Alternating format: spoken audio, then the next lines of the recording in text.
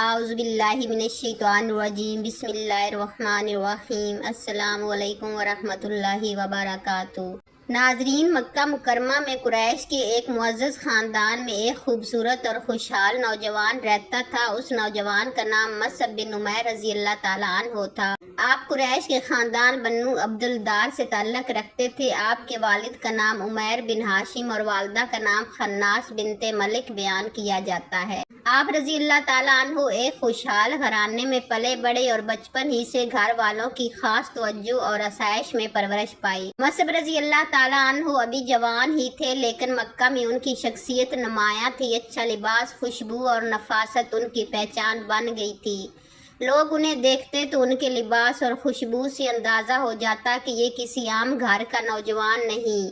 ان کی والدہ خناس بنت مالک خاص طور پر اپنے بیٹے سے محبت کرتی تھی۔ مصعب رضی اللہ تعالیٰ عنہ اپنی والدہ کے بہت قریب تھے۔ گھر میں ان کی بڑی قدر تھی اور ان کی زندگی آرام اور آسائش سے گزر رہی تھی۔ لیکن پھر مکہ میں ایک ایسی آواز بلند ہوئی جس نے مصعب رضی اللہ تعالیٰ عنہ کی پوری زندگی بدل دی۔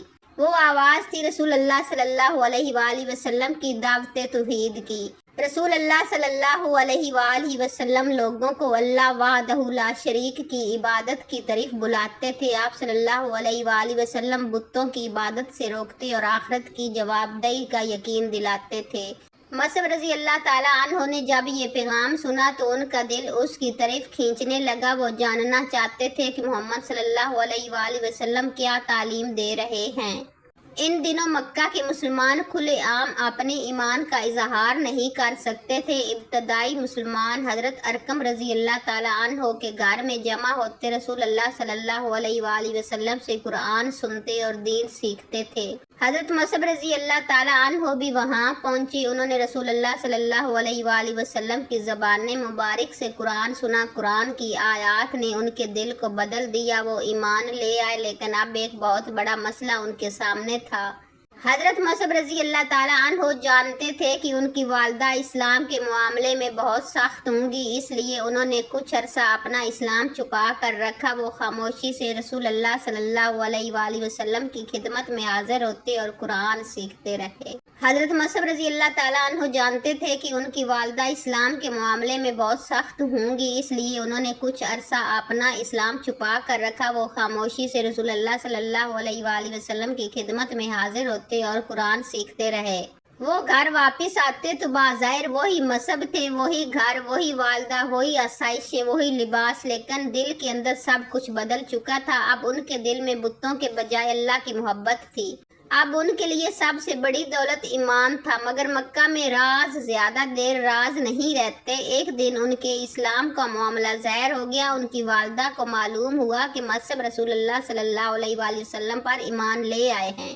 گھر کا ماحول بدل گیا۔ ماں نے اپنے بیٹے کو بلایا۔ مصعب رضی اللہ تعالیٰ عنہ کے سامنے ایک طرف ماں کی محبت تھی اور دوسری طرف ایمان۔ والدہ نے اسلام چھوڑنے کے لیے دباؤ ڈالا، لیکن مصعب رضی اللہ تعالیٰ عنہ نے اپنے ایمان کو چھوڑنے سے انکار کر دیا۔ ان کے گھر والوں نے ان پر سختی کی اور انہیں گھر میں روک دیا گیا۔ بعد سیرت کی روایات میں آتا ہے کہ وہ اس وقت تک گھر میں محبوس رہے جب تک انہیں حبشہ کی طرف ہجرت کا موقع نہ ملا۔ سوچئے، جس نوجوان کے لیے گھر میں آرام تھا، اب اسی گھر میں اس کے لیے پابندی تھی۔ جس ماں سے وہ محبت کرتا تھا، اسی ماں کی طرف سے دین چھوڑنے کا دباؤ تھا۔ جس گھر میں اسے عزت اور سہولت حاصل تھی، اب وہی گھر اس کے لیے امتحان بن گیا تھا۔ لیکن مصعب رضی اللہ تعالیٰ عنہ کے دل میں ایمان مضبوط تھا۔ وہ دنیا کی آسائش کے بدلے ایمان کا سودا کرنے پر تیار نہ ہوئے۔ پھر اللہ نے ان کے لیے ہجرت کا راستہ کھول دیا۔ مکہ کے حالات میں مسلمانوں پر ظلم بڑھتا جا رہا تھا۔ رسول اللہ صلی اللہ علیہ وآلہ وسلم نے صحابہ کرام رضی اللہ تعالیٰ عنہما کو حبشہ کی طرف ہجرت کی اجازت دی۔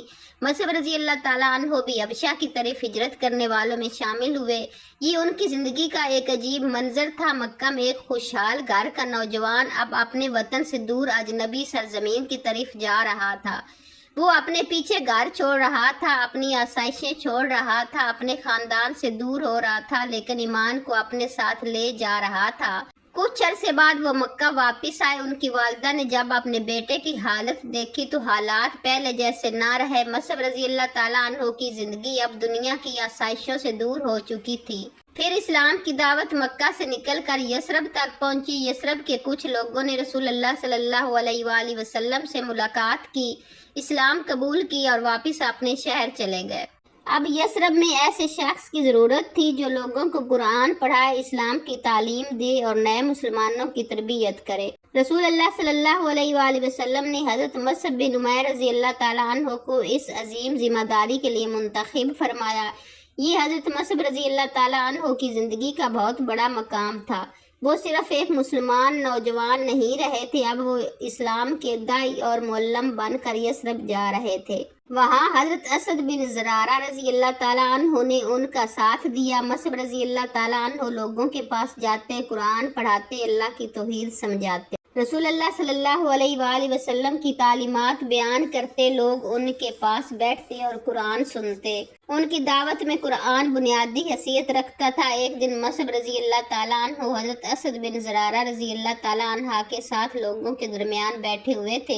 یثرب کے ایک بااثر شخص اسید بن حضیر رضی اللہ تعالیٰ عنہ کو اس مجلس کا علم ہوا۔ وہ ابھی مسلمان نہیں ہوئے تھے، وہ غصے کے ساتھ وہاں پہنچے۔ مصعب رضی اللہ تعالیٰ عنہ اور اسد رضی اللہ تعالیٰ عنہ کے سامنے سخت لہجے میں بات کی، لیکن مصعب رضی اللہ تعالیٰ عنہ نے جھگڑا نہیں کیا۔ انہوں نے کہا کہ پہلے بیٹھ کر ہماری بات سن لیں، اگر بات پسند نہ آئے تو ہم اپنی بات روک دیں گے۔ اسید رضی اللہ تعالیٰ عنہ بیٹھ گئے۔ مصعب رضی اللہ تعالیٰ عنہ نے قرآن پڑھا، قرآن کی آیات ان کے دل میں اترنے لگی۔ جس شخص کے دل میں غصہ تھا اس کی کیفیت بدلنے لگی۔ پھر اسید رضی اللہ تعالیٰ عنہ نے اسلام قبول کر لیا۔ یہ تبدیلی بہت بڑی تھی۔ وہ واپس اپنی قوم کے پاس گئے، وہاں سعد بن معاذ رضی اللہ تعالیٰ عنہ موجود تھے۔ اسید رضی اللہ تعالیٰ عنہ نے انہیں بتایا کہ وہ مسلمان ہو چکی ہیں اور مصعب رضی اللہ تعالیٰ عنہ کے پاس جا کر قرآن سننے کی دعوت دی۔ سعد بن معاذ رضی اللہ تعالیٰ عنہ پہلے مصعب رضی اللہ تعالیٰ عنہ کے پاس آئے تو ان کے دل میں بھی مخالفت تھی، لیکن انہوں نے قرآن سنا، ان کا دل بھی بدل گیا۔ سعد بن معاذ رضی اللہ تعالیٰ عنہ اسلام قبول کر گئے۔ ان کی اسلام قبول کرنے کے بعد ان کی قوم میں بھی اسلام پھیلنے لگا۔ یوں مصعب رضی اللہ تعالیٰ عنہ کی دعوت یثرب کے گھروں تک پہنچتی گئی۔ لوگ قرآن سیکھنے لگے، نماز سیکھنے لگے، اسلام کی تعلیمات سمجھنے لگے اور یثرب میں اسلام مضبوط ہوتا گیا۔ یہ وہی شہر تھا جہاں کچھ عرصہ بعد رسول اللہ صلی اللہ علیہ وآلہ وسلم ہجرت کر کے تشریف لانے والے تھے۔ حضرت مصعب رضی اللہ تعالیٰ عنہ نے یثرب میں اسلام کی بنیاد مضبوط کرنے میں اہم کردار ادا کیا۔ پھر وہ وقت آیا جب رسول اللہ صلی اللہ علیہ وآلہ وسلم نے مکہ سے مدینہ کی طرف ہجرت فرمائی۔ مدینہ منورہ مسلمانوں کا مرکز بن گیا۔ حضرت مصعب رضی اللہ تعالیٰ عنہ اب مدینہ میں رسول اللہ صلی اللہ علیہ وآلہ وسلم کے ساتھ تھے۔ مکہ کی آسائشیں اب ان کی زندگی کا حصہ نہیں تھی، وہ اسلام کی خدمت میں مصروف تھے۔ پھر غزوہ بدر پیش آیا، مسلمانوں اور قریش کے درمیان جنگ ہوئی اور اللہ تعالیٰ نے مسلمانوں کو فتح عطا فرمائی، لیکن قریش نے اپنی شکست کو بھلایا نہیں۔ اگلے سال وہ بڑی تیاری کے ساتھ مسلمانوں کے مقابلے کے لیے نکلے۔ یہ غزوہ احد تھا۔ رسول اللہ صلی اللہ علیہ وآلہ وسلم صحابہ کرام رضی اللہ تعالیٰ عنہما کے ساتھ احد کے میدان میں تشریف لائے۔ حضرت مصعب بن عمیر رضی اللہ تعالیٰ عنہ بھی وہاں موجود تھے اور ان کے ہاتھ میں مسلمانوں کا پرچم تھا۔ اب ذرا اس نوجوان کو یاد کرے جو مکہ میں خوبصورت لباس پہنتا تھا۔ وہی مصعب آج میدان احد میں کھڑے تھے۔ کبھی ان کے جسم پر قیمتی لباس ہوا کرتا تھا، آج ان کے ہاتھ میں اسلام کا پرچم تھا۔ کبھی ان کے گھر میں دنیا کی آسائش تھی، آج ان کے سامنے موت کا میدان تھا، لیکن ان کا ایمان نہیں بدلا تھا۔ جنگ شروع ہوئی، حضرت مصعب رضی اللہ تعالیٰ عنہ پرچم تھامے ہوئے مسلمانوں کے درمیان موجود رہے۔ میدان میں سخت مقابلہ ہوا، حالات بدلتے رہے۔ آخرکار حضرت مصعب بن عمیر رضی اللہ تعالیٰ عنہ شہید ہو گئے۔ جس نوجوان نے اللہ کے لیے گھر کی آسائشیں چھوڑی تھی، وہ آج اللہ کی راہ میں اپنی جان بھی قربان کر چکا تھا، لیکن شہادت کے بعد ان کی زندگی کا سب سے زیادہ رلا دینے والا منظر سامنے آیا۔ حضرت خباب رضی اللہ تعالیٰ عنہ کی روایت کے مطابق حضرت مصعب رضی اللہ تعالیٰ عنہ کے کفن کے لیے ایک چادر کے سوا کچھ نہ ملا۔ وہ چادر ایسی تھی کہ جب اس سے ان کا سر ڈھانپا جاتا تو پاؤں ظاہر ہو جاتے اور جب پاؤں ڈھانپے جاتے تو سر ظاہر ہو جاتا۔ رسول اللہ صلی اللہ علیہ وآلہ وسلم نے حکم دیا کہ ان کا سر اس چادر سے ڈھانپ دیا جائے اور پاؤں پر اذخر گھاس ڈال دیا جائے۔ یہ واقعہ صحیح بخاری میں مروی ہے۔ ذرا سوچیں، یہ وہی مصعب بن عمیر تھے جنہیں مکہ میں لباس اور خوشبو کی آسائش حاصل تھی۔ یہ وہی مصعب تھے جن کی والدہ انہیں محبت اور آسائش سے پالتی تھی۔ لیکن اسلام قبول کرنے کے بعد انہوں نے دنیا کی آسائشوں کو پیچھے چھوڑ دیا اور اب احد کے میدان میں ان کے کفن کے لیے بھی پوری چادر موجود نہ تھی، مگر ان کی زندگی کی سب سے بڑی دولت ایمان تھا۔ ان کے گھر والوں نے انہیں دنیا کی طرف واپس لانے کی کوشش کی، مگر وہ اللہ کے راستے سے واپس نہ آئے۔ انہوں نے گھر چھوڑا، حبشہ کی طرف ہجرت کی، پھر یثرب پہنچے، قرآن کی تعلیم دی، اسلام کی دعوت پھیلائی، لوگوں کے دلوں میں ایمان کی روشنی پہنچائی۔